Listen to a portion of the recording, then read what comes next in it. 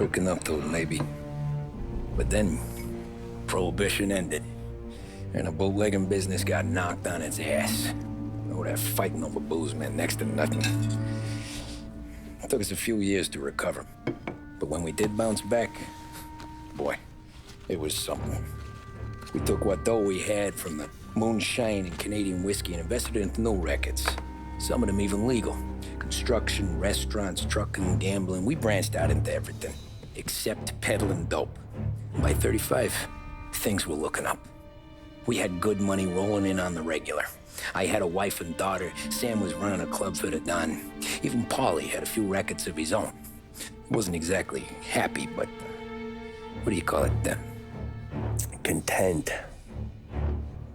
Yeah, that was it. And Salieri, he finally starts talking about getting out of Morello's shadow. Maybe buying our own cops, our own politicians.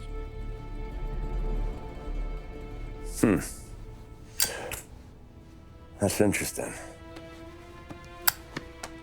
You think Salieri was sourcing highbinders in 34? Maybe. Why? Well, a few years back, the Vice Squad got a judge on solicitation of a minor. Once in the box, he started confessing all sorts of misbehaving, trying to get a deal. But he copped to taking kickbacks from Morello and your man Salieri. Playing them off one another, trying to goose the take. But once Morello found out, he threatened to bury the judge's kids on the beach. Still breathing, of course. Christ. That was the missing piece. How's that? Morello was always winding us up.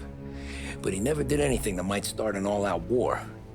Learning Salieri was building his own bench must have finally tipped his scales. Because in 35, he hit us with both barrels.